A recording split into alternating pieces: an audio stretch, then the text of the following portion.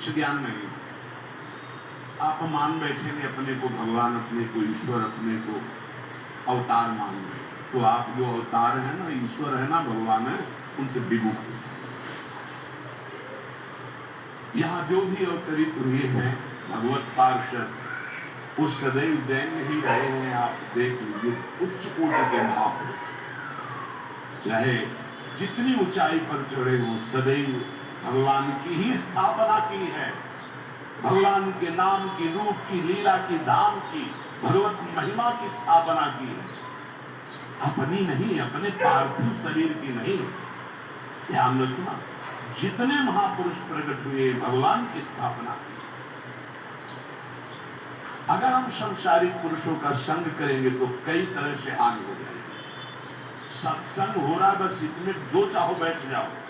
हमारा पर्सनल एकांतिक केवल गुरुदेव से संबंध है और उनके द्वारा बताई हुई उपासना में हमारा समय व्यतीत होना चाहिए। कोई हमारा मित्र नहीं होना चाहिए, अलग से संगोष्ठी नहीं होनी चाहिए विषयी पुरुष की, सांसारिक पुरुष की।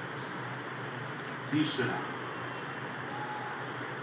किसी भी अपनी निंदा करने वाले के प्रति कभी भी बुरा व्यवहार बर्ताव नहीं करवाना चाहिए, क्योंकि भगवान प्रेरित करते हैं निंदा करा करके महान बनाने के लिए। ये शब्द याद कर लो। जब तुम्हारी निंदा होने लगे, प्रतिकूलता होने लगे, विपत्ति आने लगे, संकट सताने लगे, तो जान लेना कि तुम्हारी अध्यात्म की भूमिका उठने वाली है, पक्का। ये अध्यात्म की भूमिका उठना बहुत कठिन होता है। अध्यात्म का प्रवचन कर लेना बहुत सरल होता है, नहीं?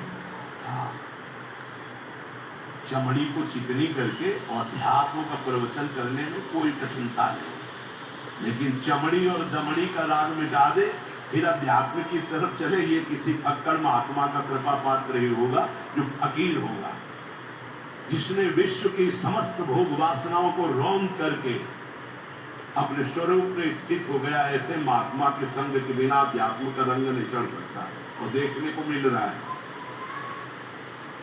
जब तक हमें अध्यात्म का परिचय नहीं है, तब तक कहीं भी हम राजी हो जाते हैं। अरे राजी होने को तो टाकीज के सामने देखो जाके, हजारों की भीड़ लगती, लाइन में खड़े होते, पैसा देते हैं, और क्या देखने जाते हैं? झूठा तमाशा। उनको आप क्या कहोगे? ज्ञानी कहोगे? सत्संगी कहोगे? भीड़ का इकट्ठा हो जाना कोई अध्यात्म का चमत्कार नहीं होता। तो अध्यात्म का चमत्कार तो अंतर की वृत्ति का परिवर्तन हो जाना होता है। नहीं तो अगर एक नृत्य करने लगे ना, तो हजारों उसको देखने खड़े हो जाते हैं।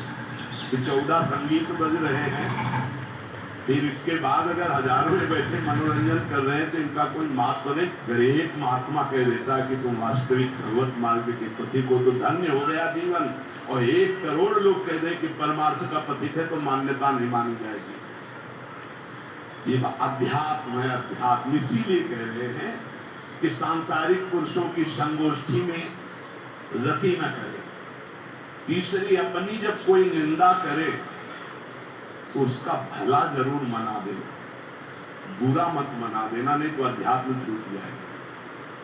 अपने पास सामर्थ्य होने पर नीचापमानम सुधा, वो नीच है, उस पर शासन कर सकते हैं, पर उसके द्वारा किए हुए अपमान को सह गए और अंदर से मनाया, भगवान तुम्हें सुखी रखे, स्वस्थ रहो, और कभी भी हम आपका विरोध नहीं करेंगे। जब अवसर मिले तब फिर हमारी निंदा करना, भगवान तुम्हें स्वस्थ रखे, तुम्हारा कभी अमंगल न हो। ध्यान रखना अध्यात्म। चौथा, अपने मुख से कभी किसी की निंदा ना करना। निंदा व्यक्तिगत नाम लेकर के की जाती है, सिद्धांत सार्वभौम वर्णन होता है। जैसे हम कह रहे हैं, वो निंदा सिद्धांत के विपरीत आचरण में जो चलते हैं उनकी है। कौन है? नाम नहीं है, रूप नहीं है। सिद्धांत में चलना एक ये मार्ग है, सिद्धांत से विलग चलना एक पाखंड है। पाखंड और दंभ की निंदा होती, और सत्य की कोई निंदा करे तो वो प्रकाशित होता है। सत्य निंदा से ढकता नहीं। जैसे कोहरा थोड़ी देर के लिए सूर्य को ढकने का नाटक कर सकता है, लेकिन सूर्य जब प्रकाशित होगा तो कोहरे की धज्जियां उड़ जाएंगी। पांचवा, मान लेने की इच्छा का त्याग करके अपने समीप जो भी आवे, छोटा बड़ा सबको प्यार और मान देना। ये 8 अच्छे उपासक में सब लक्षण पाए जाते हैं। दूसरों को मान देने का स्वभाव रखना, चाहे छोटा बच्चा ही क्यों न हो। ये नहीं धनी मानी बड़ा आकर के धनराशि दे रहा है तो उसका सम्मान हो रहा है, तो छोटा प्रणाम कर उसकी तरफ देखा भी नहीं। बच्चे से लेकर कोई भी सबको एक ही प्यार की दृष्टि से देखना, भगवत भाव से देखना, अपने को मान रही तो और दूसरों को मान देने का स्वभाव बना देना। छठवां, अपनी इंद्रियों को सदाचार परायण रखना।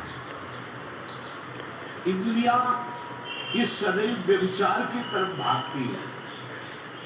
नेत्र व्यभिचार दोष, बार बार दूसरों के प्रति देखना आकर्षणकारी, कैसा भी दोष अंदर का भाव हो, नेत्र दोष।